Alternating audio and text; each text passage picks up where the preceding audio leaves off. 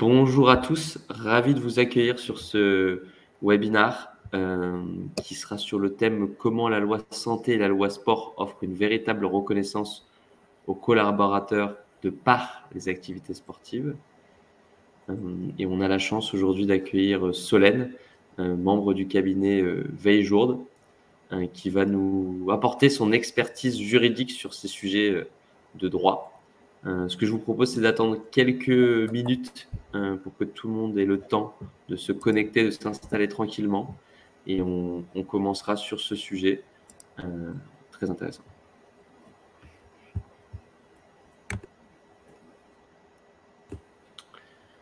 Et pour les personnes qui arrivent en attendant, surtout n'hésitez pas à poser vos questions via le chat. On y répondra à la fois à l'oral, mais aussi on a quelqu'un qui est avec nous, Justine, qui va répondre à certains messages via le chat.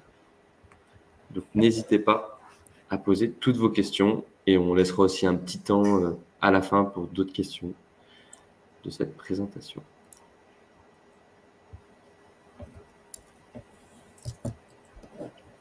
Même si vous avez des problèmes techniques, que vous entendez mal ou vous nous voyez mal, n'hésitez pas.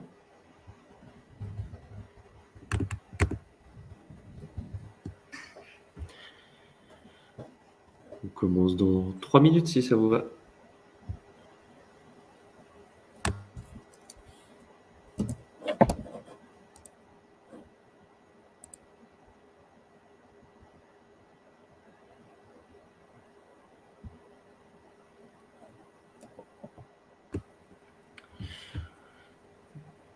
Bonjour à tous ceux qui nous rejoignent là, sur les dernières secondes. On va commencer dans une petite minute maintenant.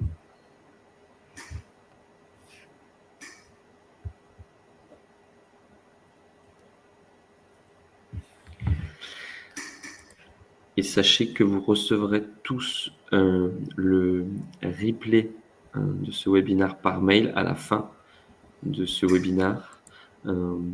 Et tous les participants qui n'ont pas pu venir et qui se sont inscrits auront bien sûr accès à ce webinaire en replay.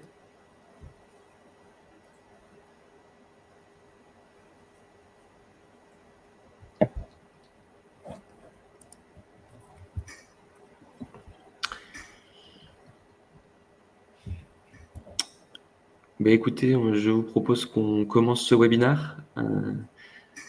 Donc, comme je le disais, au nom de toute l'équipe Train Me Corporate du groupe Decathlon, nous sommes ravis de vous accueillir pour ce webinaire. Première du genre pour nous autour de l'univers et du monde du droit. Donc, on va traiter le sujet suivant. Donc, comment la loi santé et la loi sport offrent une véritable reconnaissance aux collaborateurs de par les activités sportives. Et on a la chance d'être accompagné par Solène, avocate et membre du cabinet Veille-Jourde, qui va donc nous apporter son expertise juridique sur ce sujet de droit.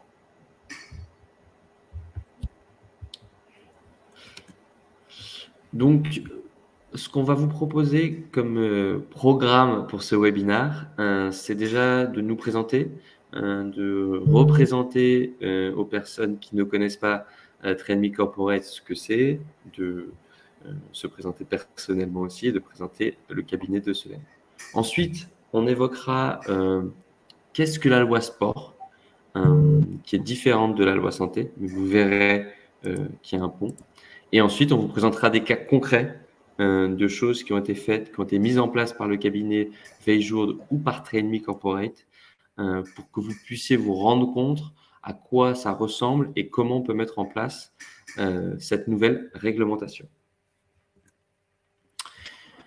Donc, de manière très impolie, je vais commencer par présenter Train Me. Donc, Train Me Corporate, c'est une filiale du groupe Decathlon qui a une volonté d'améliorer la qualité de vie au travail. Et on accompagne depuis 2016 des entreprises dans des programmes sport, bien-être et prévention santé. Donc, pour vous donner un ordre d'idée, on accompagne environ 600 entreprises. On a un réseau de plus de 1600 professionnels sur toute la France, dans une soixantaine d'activités et d'ateliers.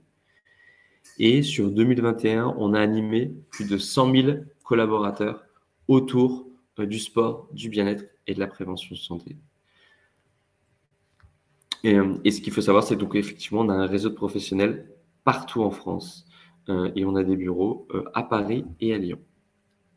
Et donc, c'est aussi pour ça qu'on souhaite prendre la parole sur ce type de sujet, parce qu'on estime que notre univers n'est pas limité à la simple pratique du sport, mais aussi au bien-être et à la prévention santé.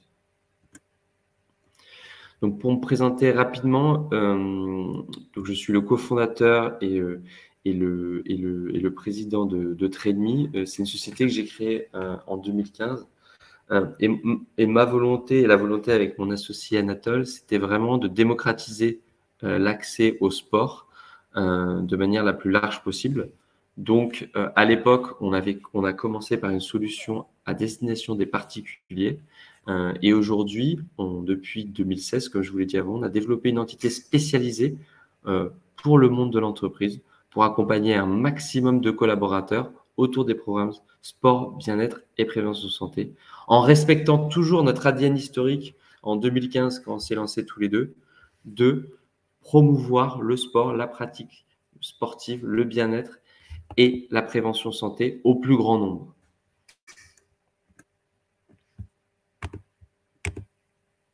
Solène, je te laisse la main. Bonjour à tous. Alors du coup, comme on vous l'a annoncé, je suis avocate, donc je suis spécialisée en droit du travail au sein du cabinet Veil-Jourde. Alors très rapidement, le cabinet Veil-Jourde, c'est une soixantaine d'avocats avec une dominante particulière en droit des affaires, avec tout ce qui est restructuration, opérations relativement complexes. Et il y a un département du coup en droit du travail qui a été créé en septembre de l'année dernière. Donc on est 5 avocats au sein de ce département et on accompagne en fait quotidiennement des entreprises de toute taille. Donc on a aussi bien des clients petites entreprises que des entreprises cotées et dans des secteurs d'activité très variés. On a par exemple beaucoup de sociétés dans le transport, on a également en vente à distance beaucoup de sociétés qui travaillent notamment côté logistique avec Amazon. Donc voilà, c'est vrai qu'on a un peu une vision 360 concernant tous ces secteurs. Et en parallèle en fait de cette activité conseil où nous on apporte une expertise quotidienne sur les problématiques RH rencontrées, on assiste également du coup nos clients dans le cadre de leur contentieux. Donc là, plus généralement dans le conseil des prud'hommes, mais ça peut être également côté pénal, tout ce qui touche aux problématiques de droit du travail. Donc j'aurai effectivement l'opportunité, en tout cas le plaisir de vous apporter une vision un peu plus juridique sur les obligations qui découlent des lois qu'on va aborder aujourd'hui. Et je rappelle aux néophytes que je suis aussi du monde juridique, c'est que effectivement les cabinets d'avocats ont deux missions. La mission principale, c'est de prévenir les risques, et aussi leur deuxième mission, c'est quand il y a eu un problème, le régler. Donc c'est vraiment cette double approche que peut nous apporter Solène, qui est très intéressante. Avant de passer à la loi sport, juste petit rappel à tout le monde, n'hésitez pas à poser vos questions via le petit chat à droite de votre écran.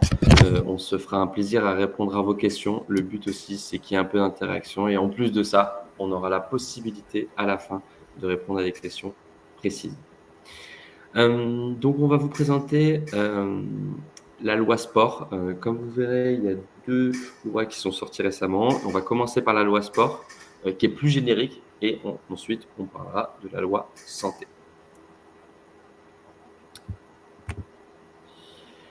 Donc, la loi sport, elle a été promulguée le 2 mars 2022 avec une mission assez simple sur le papier, démocratisation du sport en France, un sujet qui est devenu de plus en plus politique pour des raisons politiques, je pense, notamment Paris 2024, mais aussi pour des enjeux sociétaux et des enjeux de santé.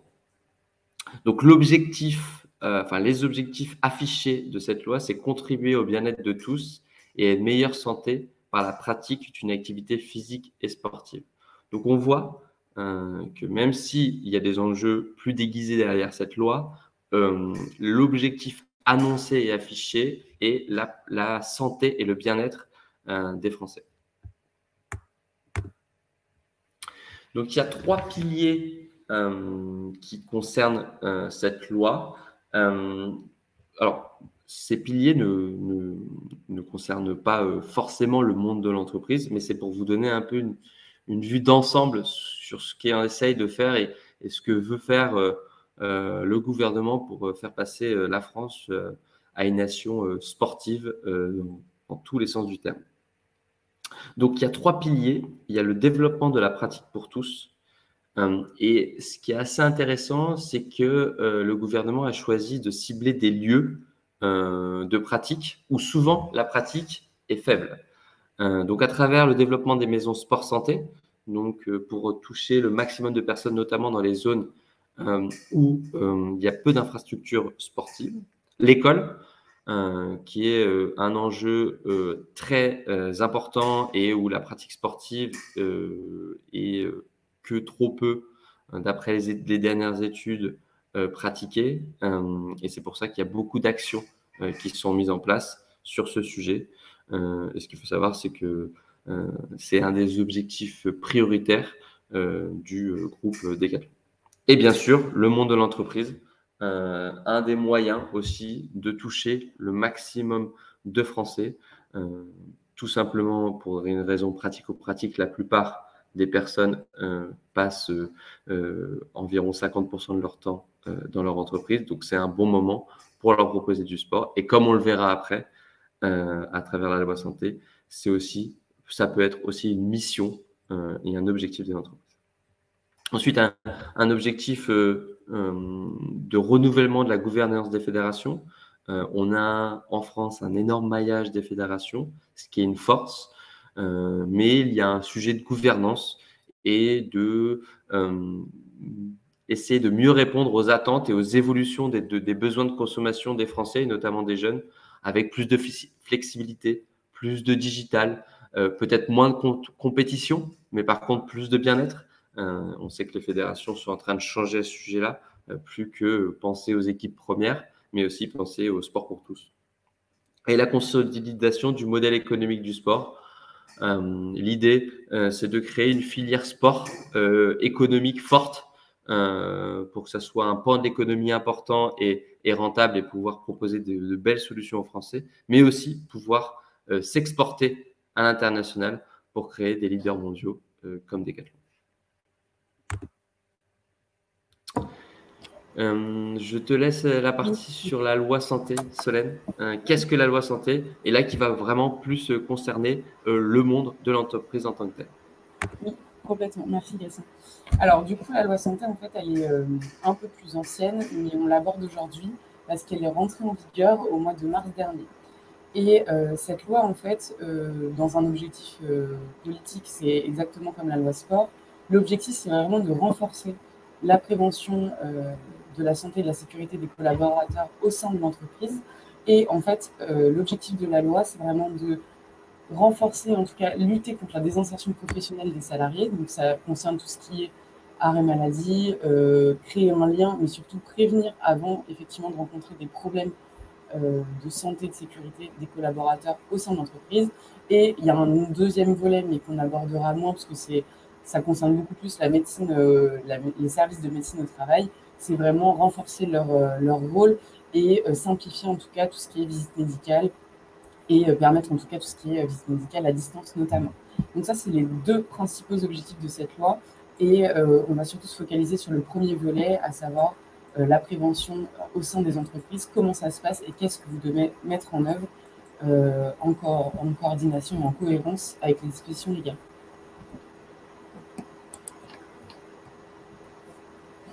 Alors du coup, sur ce premier volet, il y a 3 principales mesures qui sont vraiment importantes à avoir en tête. La première, c'est le renforcement de la place du document unique d'évaluation des risques professionnels. La deuxième mesure, c'est celle concernant… Juste Solène, désolé de poser cette question, est-ce que tu peux, pour les personnes qui ne sont pas forcément au courant de ce document, un peu donner son cadre et sa raison d'être? Bien sûr. J'annonce en fait toutes les dispositions et bien entendu, je vais rentrer dans le vif du sujet parce que c'est ça qui est important. Merci beaucoup. Du coup, effectivement, le deuxième volet, c'est la négociation obligatoire des conditions, qualité de vie et conditions de travail.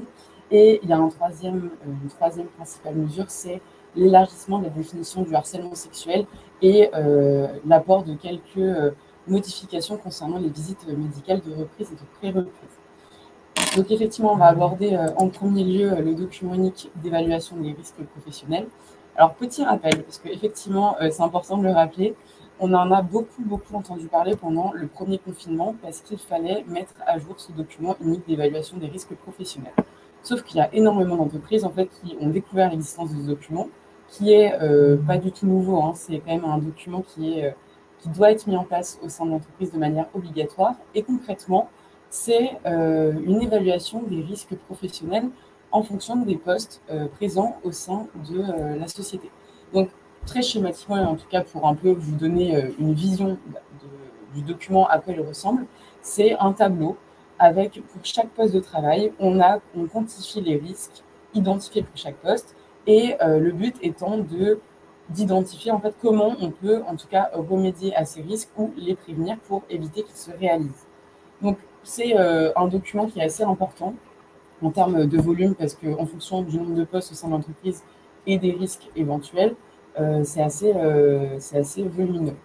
En tout cas, pour en tout cas l'élaborer si ce n'est pas déjà le cas et le mettre à jour, il faut faire un diagnostic, en tout cas une cartographie des risques. Donc ça demande un réel travail de fond parce qu'il faut se poser la question de, bon, très bien, j'ai un ouvrier qui travaille à la chaîne, concrètement, quels sont ses risques professionnels concernant sa santé et sa sécurité.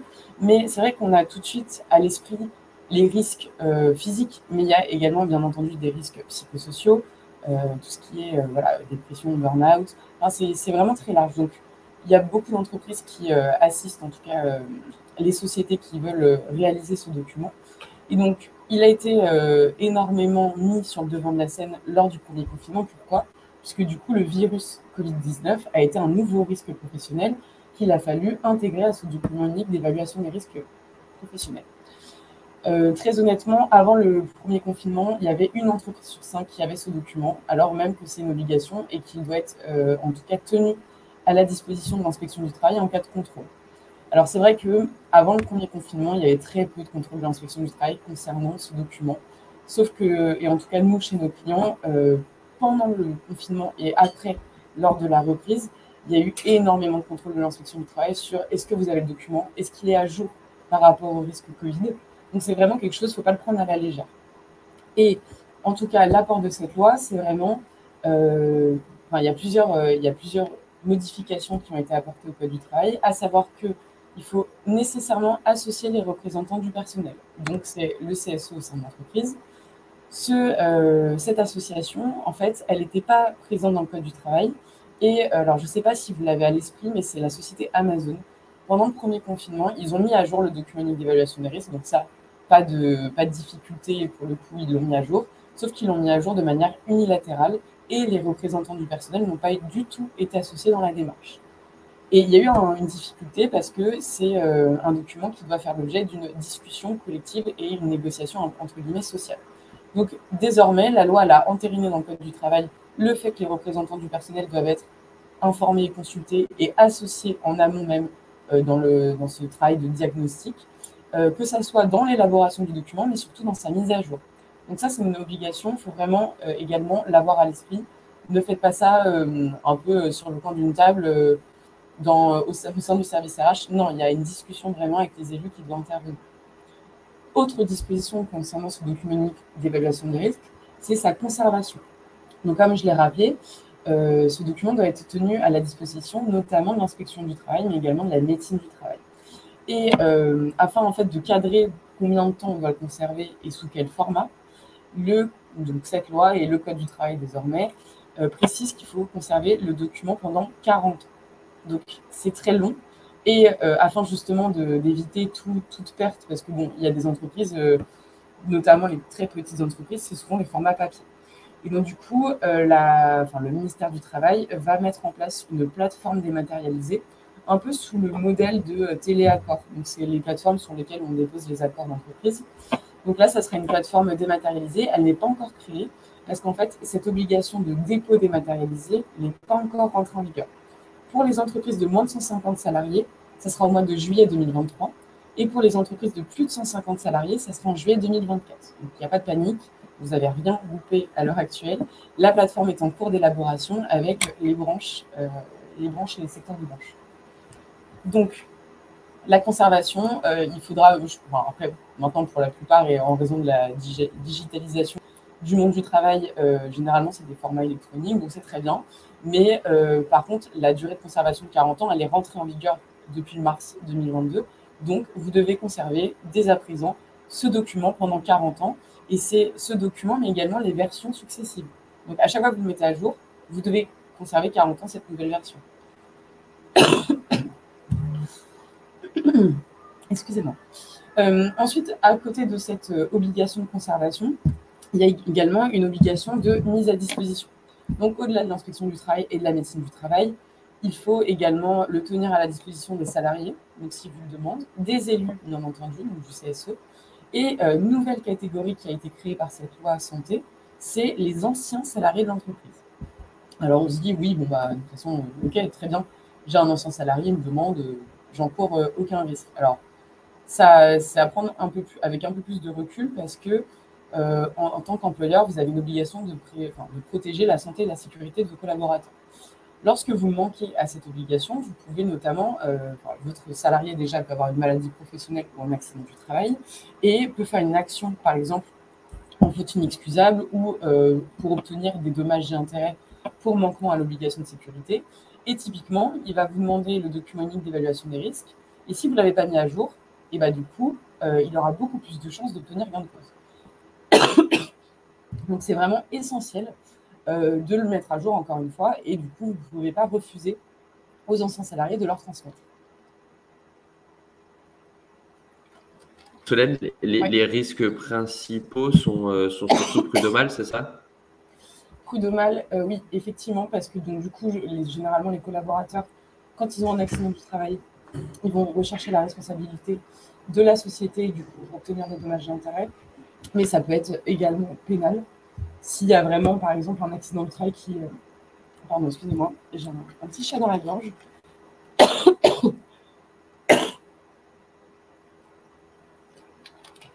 C'est bon. Ça peut être également pénal. Donc, par exemple, vous avez un accident du travail, le collaborateur, il peut même décéder. Les ayants droit peuvent prendre le relais. Enfin, voilà. Donc, il y a vraiment... il faut vraiment s'en saisir de ce document unique d'évaluation des risques si ce n'est pas encore fait. Donc, ça, c'était la principale disposition là-dessus. Ouais, et juste dernière question sur ce document. Je comprends ce document et son intérêt, mais j'imagine que beaucoup de sociétés, les risques sont les mêmes. Donc, c'est assez identique en fonction des typologies de sociétés. J'imagine, je vais dire une bêtise, une société de service qui travaille en bureau. Toutes les sociétés de services de France et de Navarre ont les mêmes risques. Donc, c'est un peu un copier-coller avec juste mettre à jour les noms des salariés, ou je me trompe Non, bah alors, c'est un peu plus complexe que ça. Effectivement, il y a des entreprises qui vont se ressembler. Si on prend une entreprise de consultants, on n'a pratiquement que des cadres. Ils ont des postes assez similaires. Donc, en fait, on pourrait se baser sur comme tu dis, faire un copier-coller. Sauf que généralement, déjà, ce document, c'est un document interne. Donc, en fait, il n'est pas accessible par des tiers. À part si les entreprises le mettent en ligne d'elles-mêmes sur Internet, mais très honnêtement, je ne vois pas déjà l'intérêt et c'est très rare. Et en fait, vu que vous devez associer les sociétés doivent associer les représentants du personnel, si vous leur dites, bon, bah voilà, on a fait une cartographie des risques, le document unique d'évaluation des risques, cette version, c'est ça. Ils vont vous dire, d'accord, ok, mais comment vous avez analysé est-ce que vous avez repris tous les postes? Au final, on ne peut pas faire simplement un copier-coller. Et encore une fois, chaque entreprise a des intitulés de poste généralement différents. C'est surtout ça. Il n'y a pas de nom de collaborateur, mais c'est surtout des intitulés de poste. Donc forcément, si vous faites un copier-coller, ça va pas fonctionner. Ok, très clair, merci beaucoup. Donc, autre mesure de la loi santé, c'est la négociation sur la qualité de vie et les conditions de travail. Alors, bref, petit rappel sur la qualité de vie et les conditions de travail. Initialement, c'était ce qu'on appelait la négociation QVT. La QVT, donc, c'était les qualités de vie au travail. Sauf que le gouvernement, en tout cas le législateur, ont fait le constat que cette thématique qui rentre quand même dans le cadre des négociations annuelles obligatoires, donc c'est pas juste facultatif. En tout cas, vous devez initier un processus de négociation. Après, c'est possible que vous n'arriviez pas à un consensus et à un accord négocié, mais en tout cas, vous devez essayer de négocier sur ce sujet. C'est obligatoire, et si vous ne le faites pas, les représentants du personnel et les syndicats pourront faire une action pour délit d'entrave. Donc, une fois qu'on est bien conscient que c'est une négociation obligatoire, concrètement, c'est quoi? La qualité de vie au travail, lorsque les entreprises négociaient, en fait, elles prenaient ça un peu à la légère, alors qu'encore une fois, l'objectif, et en tout cas la nécessité d'avoir de réelles actions de prévention de la santé et de la sécurité, c'est vraiment fondamental pour éviter les accidents du travail, le turnover, l'absentéisme, tout ça. Et donc, pour recentrer un peu le rôle de cette négociation, le législateur a intégré la partie conditions de travail. En fait, il y a dans ce processus de négociation, il faut encore une fois faire un diagnostic. Le diagnostic, vous pouvez vous appuyer sur quoi? Par exemple, ça peut être le taux d'AT-MP, donc le taux d'accident du travail et de maladie professionnelle. Est-ce que vous en avez beaucoup? Quels sont les types d'accidents? Quels sont les types de maladies?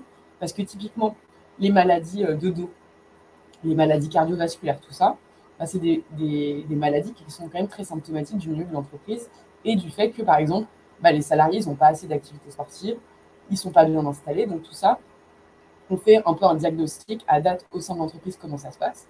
Est-ce qu'il y a beaucoup d'accidents de travail, de maladies professionnelles? Est-ce qu'il y a une bonne conciliation vie personnelle, vie professionnelle? Donc voilà, vous prenez un peu toutes les mesures. Vous pouvez même faire des enquêtes de satisfaction auprès de vos collaborateurs, donc ça se fait très bien. Au moins, vous les associez un peu au processus. Et eux, ils vont s'estimer du coup beaucoup plus pris en compte, en tout cas leur parole va compter.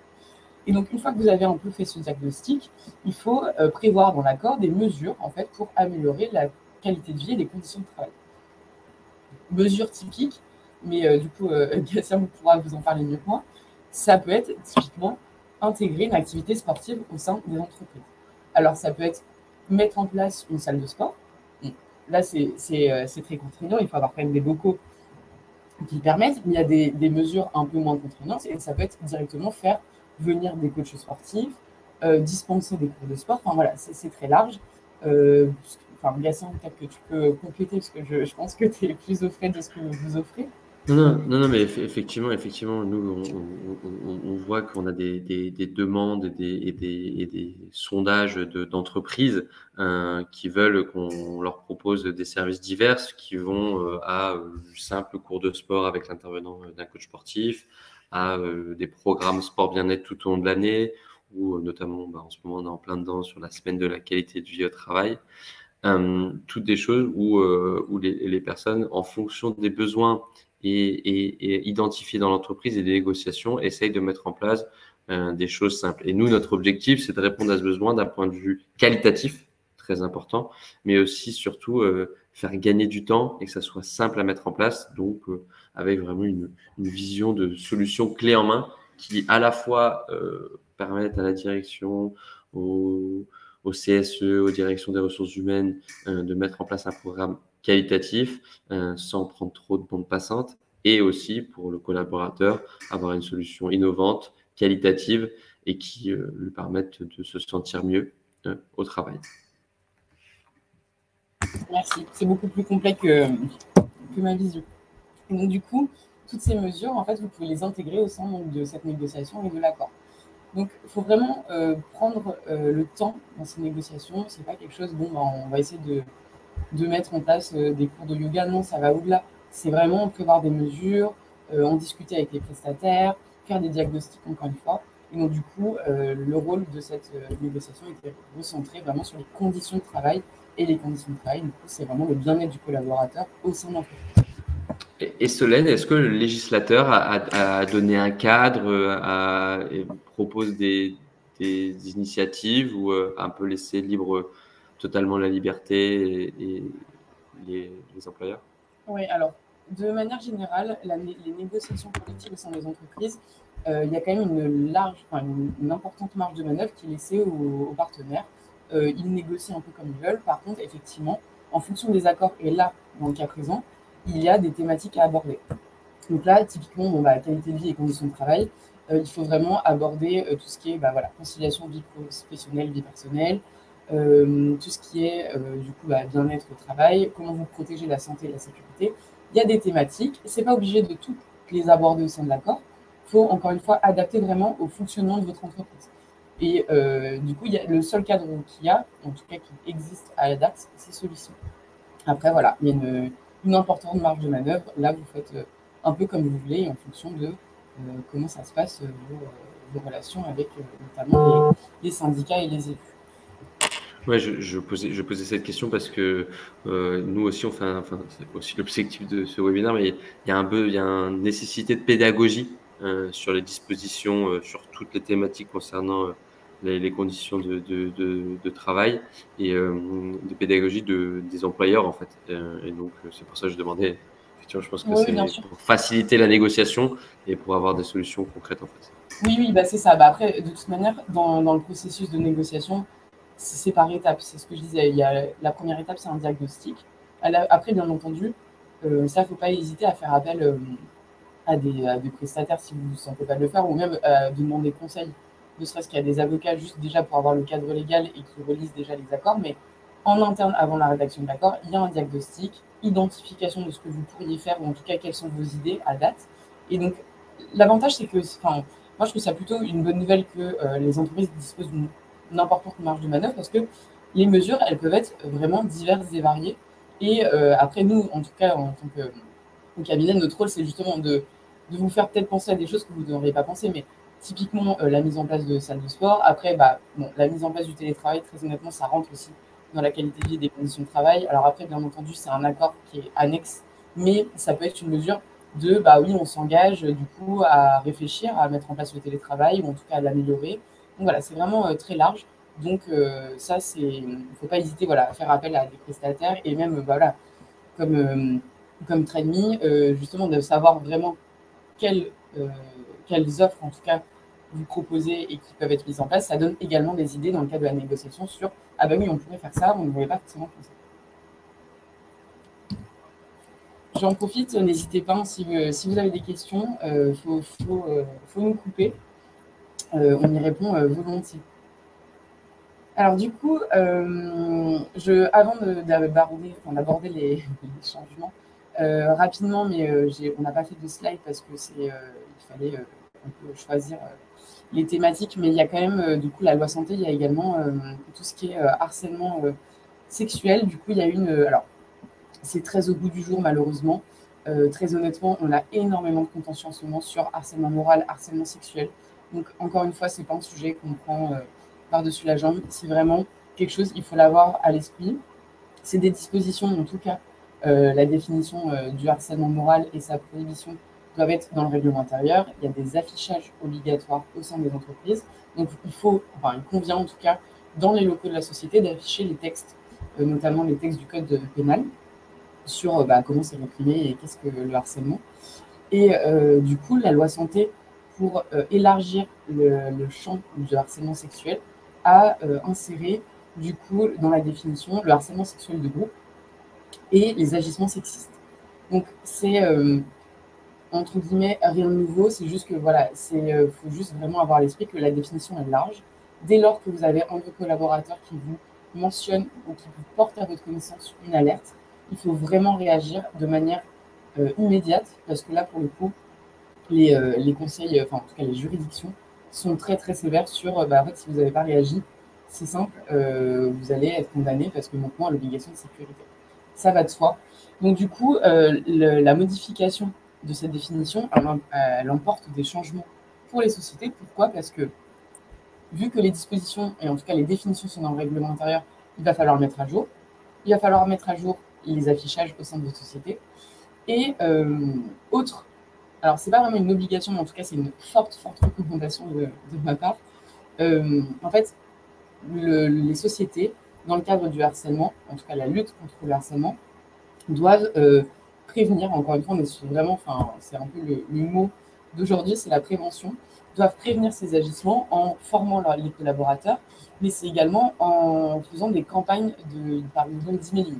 Alors nous, ce qu'on recommande, c'est de préparer un document assez synthétique et assez pédagogique sur qu'est-ce que le harcèlement, à qui je peux en parler, donner les adresses mail, par exemple, des services RH, et faire des campagnes d'emailing assez récurrentes pour démontrer qu'en fait, les collaborateurs, ils ont connaissance de ces règles et que vous les avez informés pour éviter justement que vous vous retrouviez avec des cas de harcèlement. Ça, c'est le volet du coup prévention. Donc, c'est intéressant de faire cet exercice et de le mettre en place parce que, encore une fois, bon, c'est triste à dire, mais il faut penser contentieux. Si vous avez demain un contentieux parce qu'il y a un de vos collaborateurs qui a été harcelé, ce qui peut arriver, hein, mais c'est bien de dire, bah oui, alors, effectivement, tu as été harcelé, si c'est le cas. C'est inadmissible, certes. Mais en tout cas, nous, en tant qu'employeur, bah, en fait, on a tout fait. Il n'y a pas eu de manquement en tant que tel parce que bah, on a fait une campagne d'emailing, il y a les dispositions dans le règlement intérieur, il y a un affichage, et en fait, on a réagi à la dénonciation. Donc, ça, c'est vraiment le volet prévention. Le volet mise en pratique, entre guillemets, lorsqu'il y a une alerte en matière de harcèlement, c'est vraiment, il faut réagir, et là, c'est pareil, il faut des procédures internes. Alors, c'est pas forcément écrit, mais c'est bien que, par exemple, au sein de vos services RH, les RH soient un peu informés de comment je réagis si j'ai un collaborateur qui me pousse, en tout cas, une plainte de harcèlement.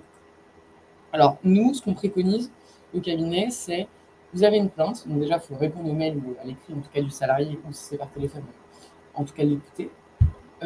Si vous êtes des entreprises où il y a un référent harcèlement sexuel, c'est intéressant de le mettre en relation avec ce référent et pour qu'ils aient un premier échange.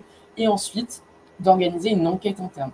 Donc, l'enquête interne, c'est quoi concrètement? C'est vous faites venir des membres du CSE, des membres du côté de la direction, donc ça peut être quelqu'un des ressources humaines, et vous écoutez, en tout cas vous auditionnez, entre guillemets, un panel de collaborateurs, donc ça peut être 10, 20 collaborateurs qui travaillent avec la personne en question, le salarié, ou qui, en tout cas, sont proches, le connaissent. Et en fait, le but, c'est de faire la lumière sur la dénonciation qui a été faite. Est-ce que c'est vrai? Est-ce que c'est pas vrai? Ça arrive que des salariés dénoncent de mauvaise foi pour que le salarié en face soit éventuellement licencié ou sanctionné. Donc, l'enquête permet vraiment de faire la lumière sur ces accusations. Si c'est vrai, bah, du coup, il faudra prendre une mesure disciplinaire à l'encontre du salarié auteur. Si c'est pas avéré, bon, bah, statu quo, mais faites attention, un peu des aménagements, on essaye de, du coup, séparer, entre guillemets, les collaborateurs.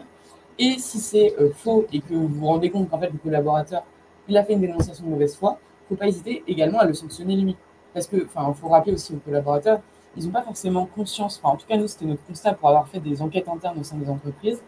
Les collaborateurs ont très peu la vraie définition du harcèlement, qu'est-ce que c'est? Parce que souvent, ils disent oui, bah, on s'entend pas bien. Alors, oui, non, ça va au-delà de ça quand même, c'est des agissements répétés, ça atteint la dignité, ou en tout cas la santé du collaborateur. Donc, vraiment, avoir sensibilisé déjà sur la définition, et du coup, voilà, voir si c'est vrai, si c'est pas vrai, les agissements, prendre des mesures adéquates. Donc ça, c'était l'autre changement de la loi santé. Et le dernier changement de la loi santé, c'est sur les visites médicales. Alors, lorsque vous avez un salarié qui est en arrêt de travail, depuis un certain temps, vous devez lui faire passer une visite de reprise. Initialement, c'était pour tous les arrêts de plus de 30 jours, vous étiez obligé d'organiser, vous, en tant qu'employeur, la visite médicale de reprise. C'est une obligation légale, si vous ne le faites pas, pour le coup, vous vous mettez en tort et, encore une fois, vous pouvez voir votre responsabilité engagée. Désormais, ça a été allongé. On n'est plus sur des arrêts de 30 jours, on est sur des arrêts de plus de 60 jours. Donc, c'est un peu moins contraignant, c'est juste qu'il faut suivre encore une fois les arrêts de travail et leur durée. Et donc, au bout de 60 jours, il faut que vous preniez contact avec la médecine du travail pour organiser la visite médicale de reprise. En parallèle de cette visite médicale de reprise, il y a également la visite médicale de pré-reprise. Alors, celle-ci n'est pas obligatoire. Il faut informer le salarié qui peut en bénéficier. Ce n'est pas une obligation. S'il le souhaite, vous prenez contact encore une fois avec la médecine du travail pour qu'il fasse un peu un point bilan sur bon, bah, c'est prévu que tu reprennes prochainement, on va se revoir avant ta reprise, mais à date, comment tu te sens? Est-ce que tu as des sentiments à partager? Est-ce qu'on peut dès à présent réfléchir peut-être à un aménagement du poste de travail? Concrètement, c'est ça la visite de pré-reprise. Et c'est intéressant pour, en fait, le but, c'est de lutter contre la désinsertion professionnelle.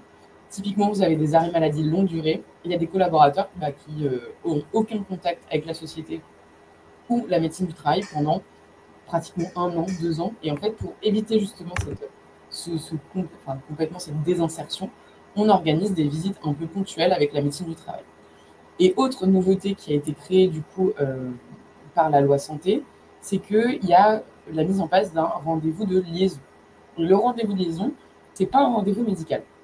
C'est un rendez-vous entre l'employeur et le salarié où, encore une fois, ça fait longtemps que le collaborateur il est plus au sein de l'entreprise, donc on fait un peu un point bilan de bon bah ok très bien, tu as une maladie, je comprends, voilà, faire un peu un point d'étape, dire en fait c'est aussi rappeler au collaborateur que bah, la société est là, se préoccupe de lui, elle est consciente qu'elle l'a toujours dans ses effectifs, et du coup discuter. Après, le salarié, il n'a aucune obligation de venir et de se contraindre, en tout cas, à assister à ce rendez-vous de liaison. C'est vraiment entre les parties, c'est elle qui décide et elle voit si c'est nécessaire ou pas.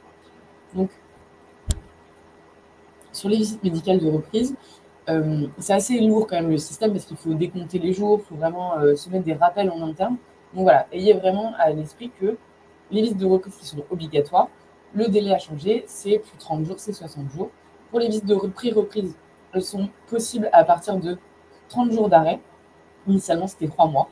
Donc du coup, vous pouvez vous faire un documentaire, mais encore une fois des rappels pour vraiment respecter ces obligations-là.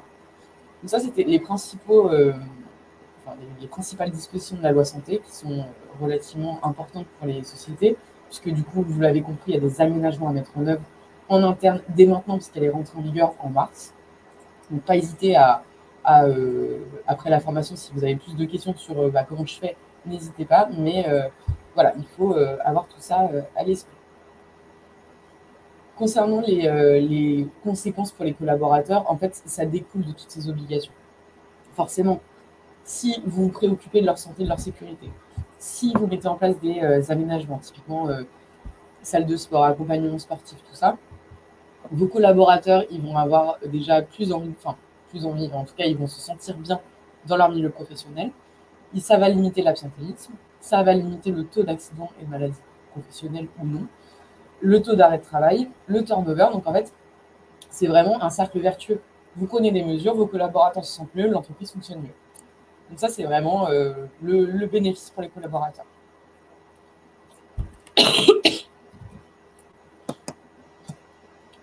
Je te laisse peut-être intervenir pour le cas concret. Ouais, bah, merci beaucoup pour toutes ces infos complètes et effectivement, on voit qu'il y a pas mal de choses à mettre en place qui vont dans le bon sens pour les employeurs et pour les collaborateurs. Et oui, pour conclure un peu, l'idée était de vous montrer deux cas concrets de ce qu'on propose chez deux de nos partenaires chez Trade Me Corporate. Alors, il y aurait eu plein d'exemples différents, mais on a voulu en prendre deux parmi qui nous semblent en fait assez pertinents par rapport à ce qui vient d'être dit. Donc, notamment chez Corian, où toute l'année, et ce qui est intéressant, c'est que c'est pris en charge par l'Agence régionale de santé, un programme qui inclut des ateliers bien-être et des massages pour le personnel soignant. Qui était une ambition de l'Agence régionale de santé en question. Dans cette dynamique-là, la solution Trade Me Corporate a été vue positivement d'après notre interlocutrice dans ce que je vous disais en introduction sur quelque chose clé en main, où on va avoir un seul interlocuteur pour les ateliers bien-être comme pour le massage. On va tout centraliser sur les différents, parce que là, ça représente une dizaine d'établissements différents. On va tout centraliser et simplifier vraiment la mise en pratique et la mise en place, que ça soit opérationnel, l'intervention des professionnels, mais aussi sur la communication et sur la gestion au quotidien à travers notre plateforme digitale. Donc ça, c'est assez intéressant. Et chez Coca-Cola, sur une de leurs usines, plusieurs de leurs usines de production, partout en France, on met en place des séances d'échauffement avant prise de poste. Tout simplement parce qu'il est éprouvé par des études scientifiques que ça diminue environ de 30% les accidents du travail. Et donc, mettre en place des échauffements qui durent entre 5 et 8 minutes chaque matin avant les prises de poste permettent de diminuer les accidents de travail et donc de rendre en meilleure santé ses collaborateurs et forcément plus attachés à leur travail. Et donc ça, on le fait entre 1 et 4 fois par semaine, partout en France. Et pareil, même état d'esprit, pouvoir centraliser un protocole spécifique. Donc c'est un protocole d'échauffement spécifique qu'on a fait pour Coca-Cola en fonction de leur métier. Donc il y a toujours du spécifique, mais par contre, on va pouvoir le déployer sur toute la France. Donc voilà deux exemples assez différents, avec d'un côté un personnel soignant, d'un côté des personnes qui travaillent en usine de production. Et on peut bien sûr, il ne faut pas limiter aussi aux professions plus sédentaires, où on va mettre aussi en place des actions pour les troubles musculo-squelettiques, pour le bien-être dans les bureaux du secteur tertiaire. Écoutez, nous, sur ce qu'on voulait vous présenter aujourd'hui sur la loi sport et la loi santé, on est arrivé à la fin. Ça fait pile 45 minutes. Donc, on a respecté notre timing. Avec Solène, on se tient à votre entière disposition, pour répondre à vos questions maintenant. Deuxièmement, comme je vous l'ai dit en introduction, tout le monde va recevoir le replay, que ce soit ceux qui sont arrivés en retard ou les inscrits ou ceux qui ont participé à tout, pour pouvoir le revisionner juste après, 5 minutes après ce webinaire, dès qu'on l'aura conclu. Et en plus, bien sûr, vous avez la possibilité de nous poser des questions, que ce soit à l'équipe Trémi Corporate ou à Solène, sur les sujets qu'on a évoqués. On est là pour vous accompagner, pour être force de proposition, tout en essayant de personnaliser, parce que vraiment, nous, on se rend compte en travaillant avec plus de 600 entreprises chaque jour qu'il y a des conseils, des cadres, on va dire, assez communs à tous. Mais par contre, l'objectif, c'est vraiment de personnaliser en fonction du climat social, en fonction de vos infrastructures et en fonction de la typologie de vos collaboratrices et de vos collaborateurs. Tout à fait, n'hésitez pas, même si ce n'est pas maintenant que vous avez des questions, même si c'est après, voilà, on sera disponible pour y répondre avec plaisir. Et merci beaucoup pour vos messages, Virginie et Caroline, de remerciements. Si ça vous a plu, c'était le but. Et si ça surtout a été instructif, au-delà de vous plaire, c'était quand même un sujet assez technique, mais qui nous apparaissait assez important.